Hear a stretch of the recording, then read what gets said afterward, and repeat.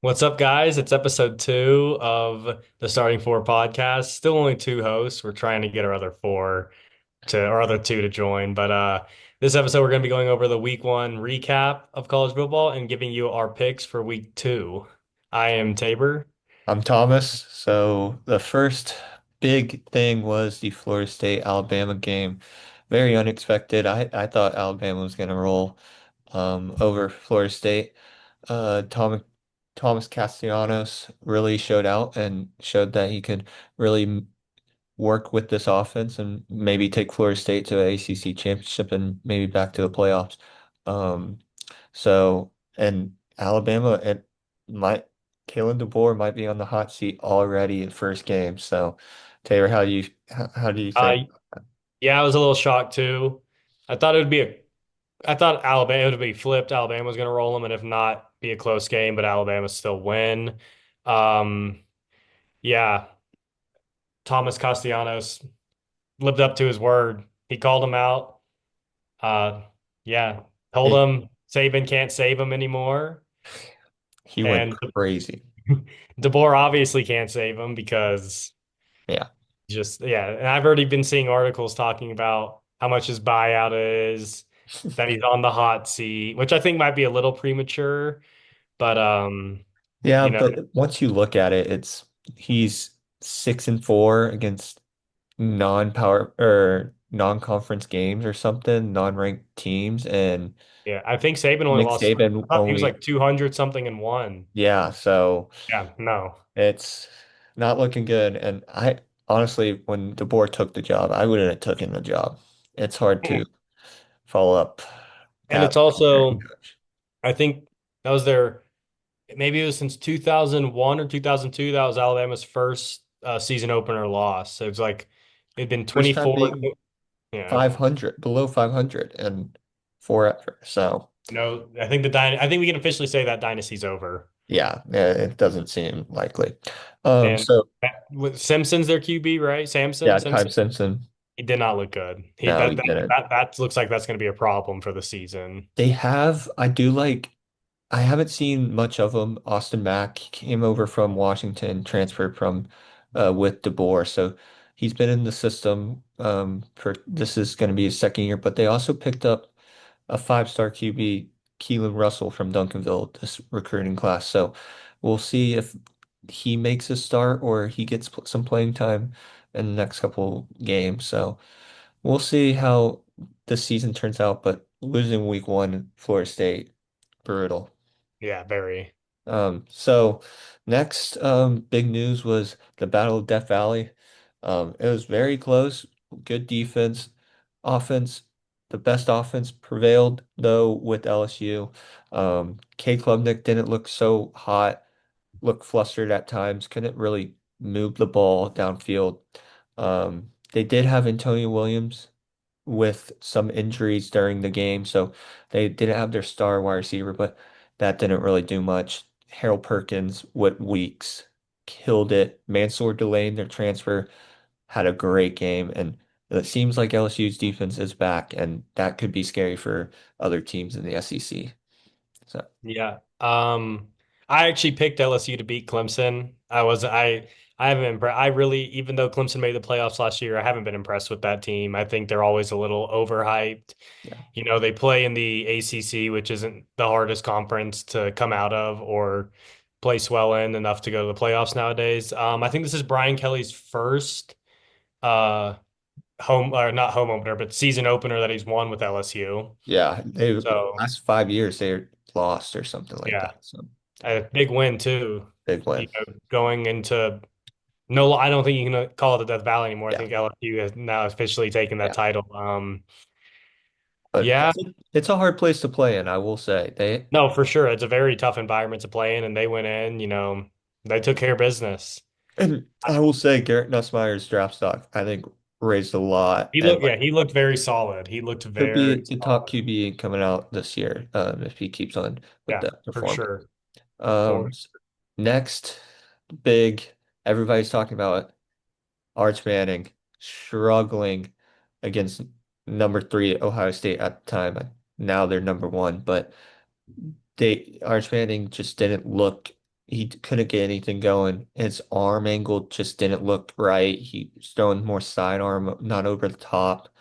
But I will say those two defenses were at least top five best defenses in college football, and that's why I'm not overhyping or not think Arch Manning's washed or anything because it's really his first start going up against one of the best defense, but he needs to fix it, but his defense will keep him in games. So Yeah, just that was kind of what I said about the game. yeah. I picked OSU for that game, playing just, not his first start, but his first true test, and it was a hard one. So Hmm. I don't know if we can necessarily say it's we need to worry about him. You got a big game against San Jose State. You better go whoop them. Yeah. You have to look good if you want to stay out of the media's hair. Hmm.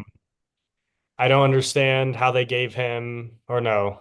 Yeah, I'm looking at his stats right now, and they gave him a 108 rating. Don't Yeah. know what game they were watching. I get his, maybe he like percentage wise not terrible. He didn't like, but he just like watching him play, he didn't play like a 108 rating. Oh no, and like Julian saying like everybody's like he did really good. He wasn't good. He just did enough to win the game for I us. would say I think he looked better, and I think a Yes. lot of his incompletions were not even his fault. Yes.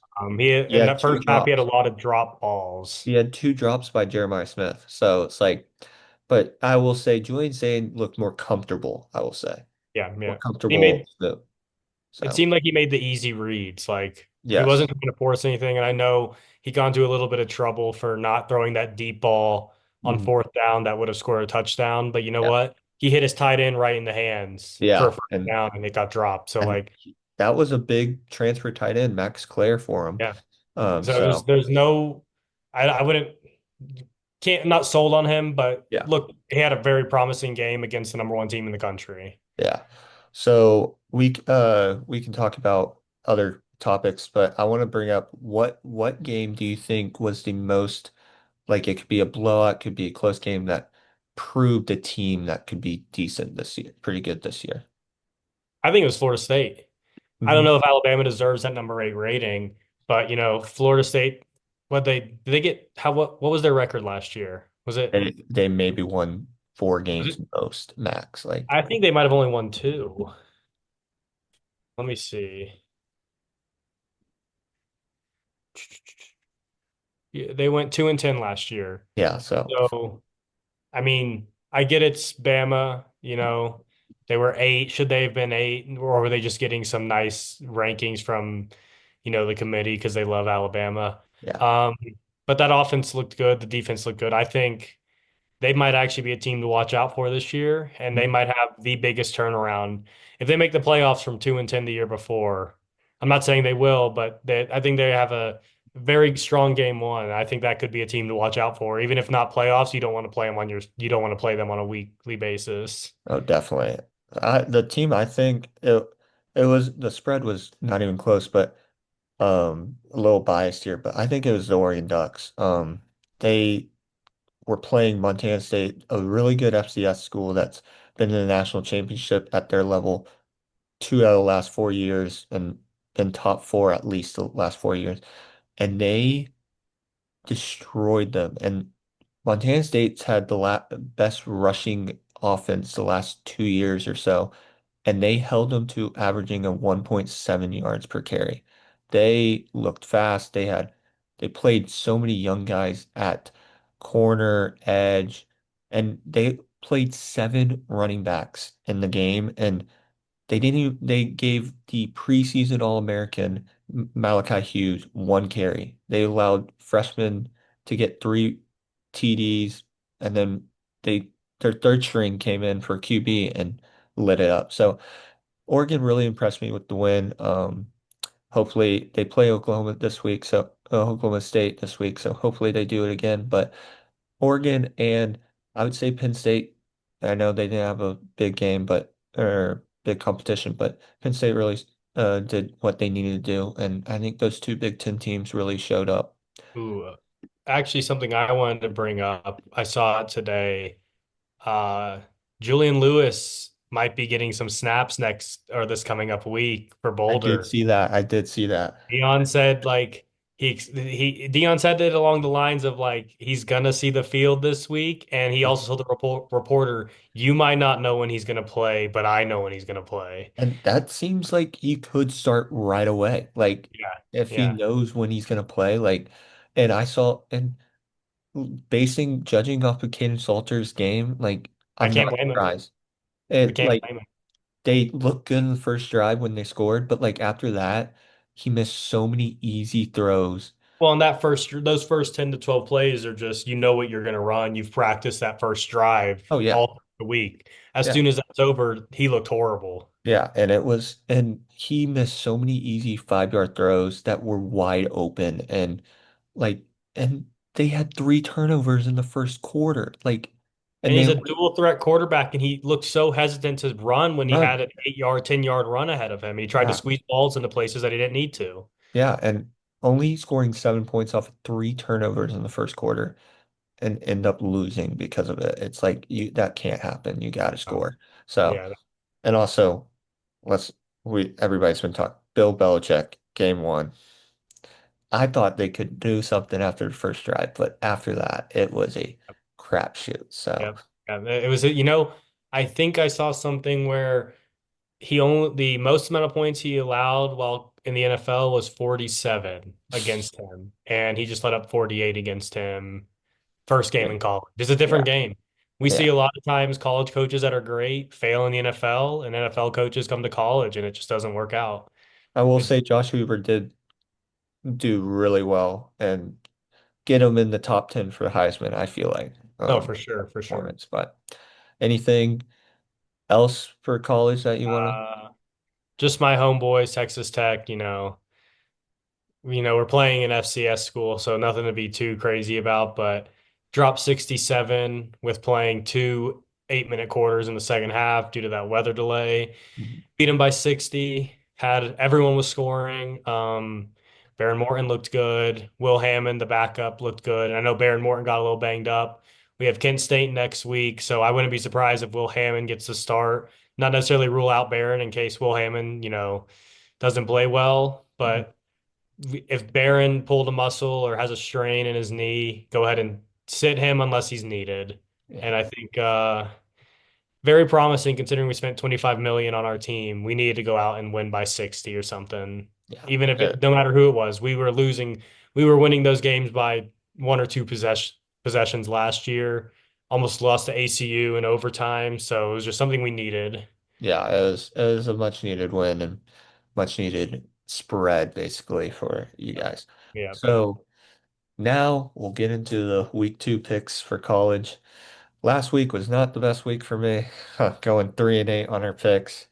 Tabor over here though, 6-8, 6 for 8. That is impressive. Going week. Yeah, so yeah, that I just credit that to my gut. Thomas is going to be your knowledge guy, bring you all the information.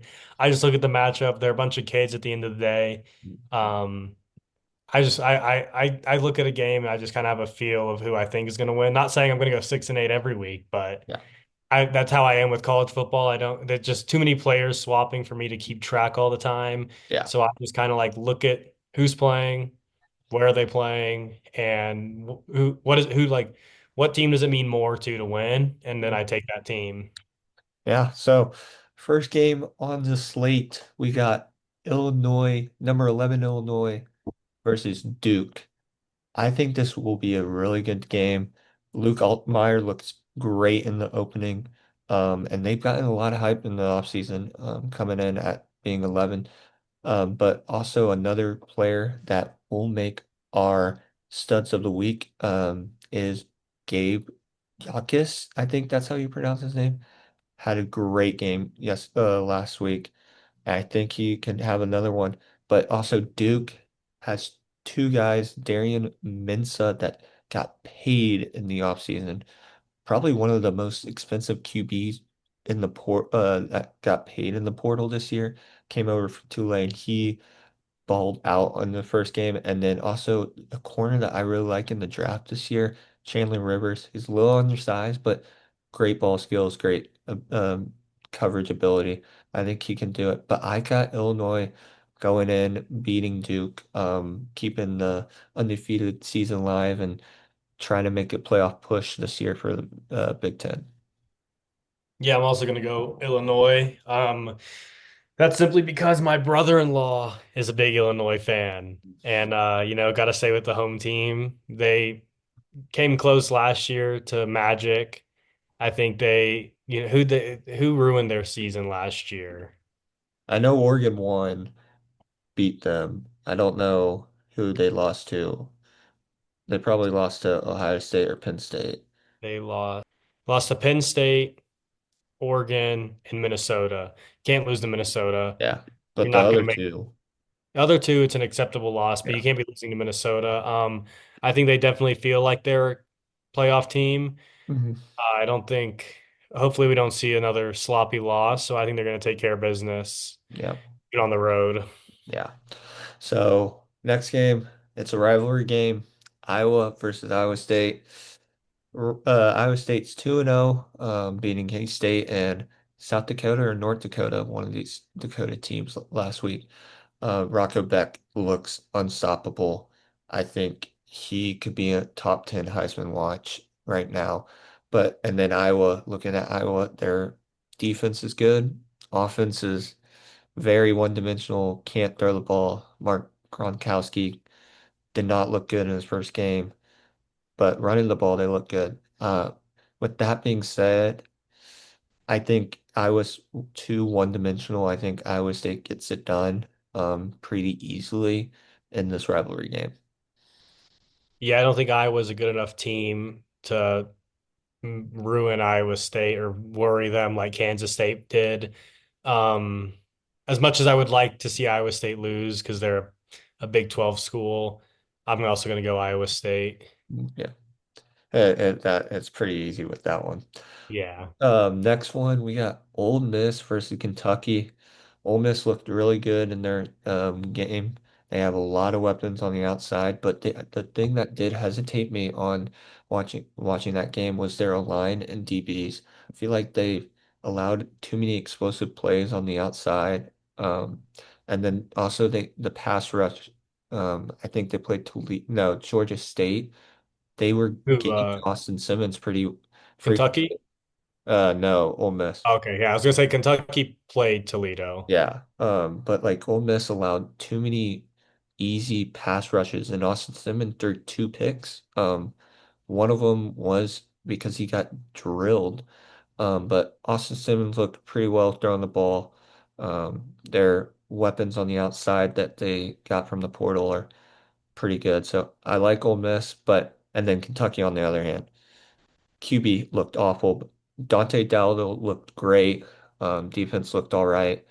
With that being said, I think Ole Miss takes this. I think their weapons are too good, and I think Kentucky has no way to stop in that. Yeah, see, this is one of those field games. I'm going Kentucky. Ole Miss always seems to drop a game they shouldn't. Kentucky seems to be a heartbreaker every year, whether it's a close game, it just makes you stress, not necessarily winning the game.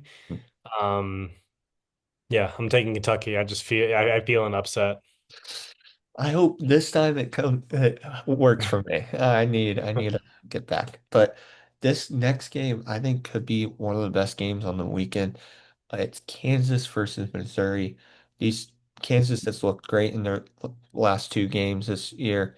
Jalen Daniels, if he stays healthy, he could be one of the most dynamic QBs in the college football. He looked great. I know they're against lower tier teams, so it's not that big of a deal. But Jalen Daniels looks healthy, looks great. Their defense looks all right. I think they can stop people. Missouri had a home home run game last game with their new QB coming over Penn State Bo Prubla. That's his name. He looked great coming in after their starting QB got hurt on the first play. Um, I think I want to. I've had hard times. I'm 50-50 on this game. I think Missouri takes it just with the SEC caliber they play, I think they're more used to good competition, and I think that will help them throughout this game. And I'm a big believer in Bo after his first game at Missouri. Yeah, I'm gonna go Kansas. Uh, don't want them to win. They've looked very good. You know, that's all I can say. I mean, they're it's hard though because they're a 7-5, 6-6 team year in and year out, if not worse. So it's just kind of like it's hard to take them because they have to drop a game sooner or later. But they've looked too good in these last two games for me not to take them. I think it'll be a close game, but I see Kansas winning it. Oh, yeah. Next is South Florida versus Florida. I didn't think this was going to be a game that we were going to pick from, but after the South Florida game against Boise State, I had to put them on the list. This South Florida team looks really dynamic on offense. Their QB Byron Brown, I think is his name. He looked excellent running the ball, throwing the ball. He looked pretty well. And then Florida. They looked good against their first team they played. Not it wasn't the best competition, but Lagway looked good. Receivers looked pretty good, and that they just have a lot of NFL talent on their team with Caleb Banks and Jake Slaughter and all of them. So I have Florida winning this. I just think Florida is just too good of a team to lose to South Florida this year. And if they do lose to South Florida, Billy Napier, it might be a quick exit from the coaching staff. Yeah, no, Florida's gonna smack them. USF, it's still USF. That Boise State team is nothing compared to what it was with Genty. They have absolutely no offense. It's back to old Boise State. They'll do good. They'll win 8 games in their conference, but they're not going to be competing with in schools with any bit of talent in these days. They don't have they have zero offense. Florida's too good of a team. I think Florida's just gonna whatever the spread is. I'm not even sure. Let me look it up real quick. And I will say that Boise State game, it just shows how much Ashton Jeanty carried that team. No, And, completely carried. Should and have won I think he Heisman, should have but won that's Heisman. another Yeah. topic. It's like he should have won Heisman, I think. Yeah, Florida by 17 and a half. I think you can go. I think that's a safe bet. I don't even think it's gonna be close. Okay, okay. I think that's a lot of smoke coming out of USF playing a Boise State team that just Definitely. offense is terrible. Definitely. So the last game on the slate is the college game day game of the week. It's Michigan versus OU. Two good offenses showed week one. John Mateer looks really great with OU coming over with their OC. And he looks dynamic and could pull off a massive turnaround for OU going in in the SEC schedule. And then also Bryce Underwood, top five QB ever coming out of high school, 6'5", 5-star, looks excellent. Performed really good in his first game. Not the best out playing New Mexico, I'm pretty sure, but he held his own and they won. They showed more offense than last year's, it seems like. I've got I got Michigan winning it. I think the freshman goes into Sooner territory and pulls off this big surprise because I think their defense is better than OU. I feel like Brent Venables is not the best coach, and I feel like Bryce Underwood could show a lot of people that he is the best QB in the Big Ten and for the in the for the future. See, I'm a fan of Brent Venables. I think he's had a obviously this is his third year now. I think so, third year. 1 year in the Big 12, one in the SEC. Mm. I expect to see a jump from him and the OU squad. If not, obviously you've got to start talking about moving on from him. Um, playing in Norman, I'm going to take Oklahoma this game. That I don't know. It's a field game. I'm a field guy. I like Yeah, Oklahoma. I totally get it. It's a fit. I feel like it's 50-50. It's just whoever you think can just outperform someone, and they Yeah. both have good QBs, so it will be a fun game to watch. But that will be it for the week two college pick'ems episode two for the Starting Four podcast. We'll see you soon with our next episode. See ya. Thank you. Bye.